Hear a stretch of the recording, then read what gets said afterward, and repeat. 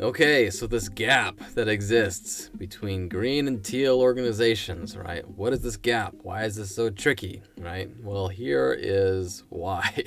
Here's why this is kind of hard, right? If I show you these two shapes, and I tell you, okay, here's these two shapes, and I tell you these two shapes are the same thing. Tell me now, how can you come to believe that, right?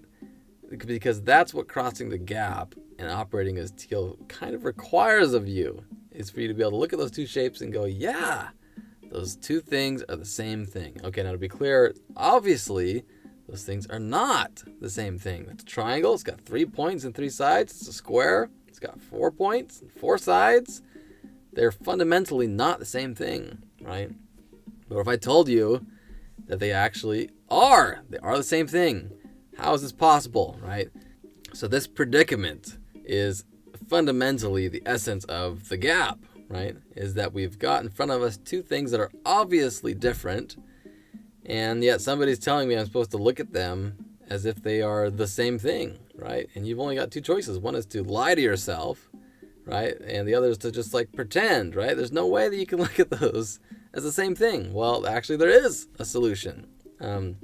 It's actually a lot more simple than you think, right? So Einstein, when he's developing his theories of relativity, and we're starting to get more introduced to these ideas of the third dimension and then the fourth dimension of time and how the related time is related to space, there's a great story that started going around, which is called the story of Flatland, right? And so Flatland is the story of all these geometrical shapes that live in 2 dimensions, right? And you've got squares and triangles and circles that all move about here in the world of Flatland, right? As you can see, they've got little eyes on the front of their face, right? And so as they scurry about, they can see other shapes that are in front of them, right? So here we see a little square, and he's looking forward, and you can see a blue line and a green line, right? And so from his 2-dimensional perspective, he can see his blue buddy coming up close, and then his green buddy coming up there and turning around, right?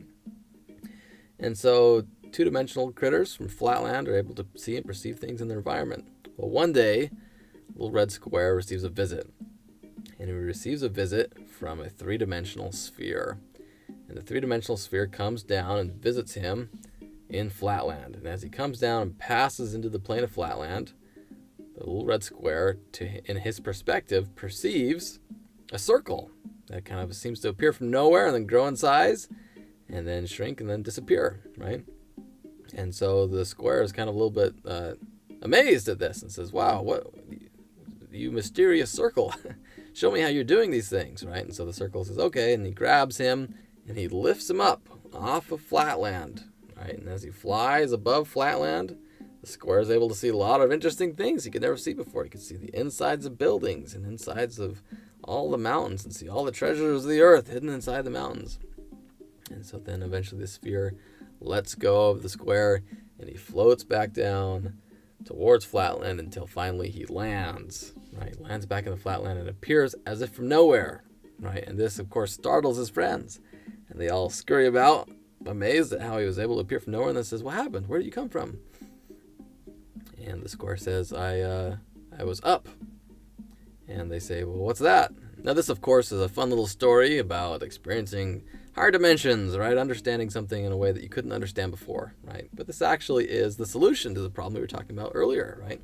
How do you resolve this of looking at two things that are obviously different and understanding that they're actually the same thing, right? And you probably kind of catch the answer now, right? Here we go. Let's take a look. Here is how a triangle and a square are in fact the same thing.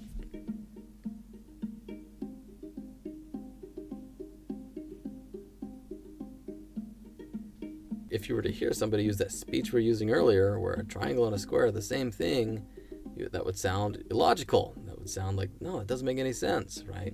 But once you realize that what they're talking about is an object that can be seen from a 3rd dimension, you start to go, oh, yes, okay, yes, I can see how there is a triangle aspect to that object, and there is a square aspect to that object. And this is actually why so many people kind of struggle and argue over how to run and manage an organization.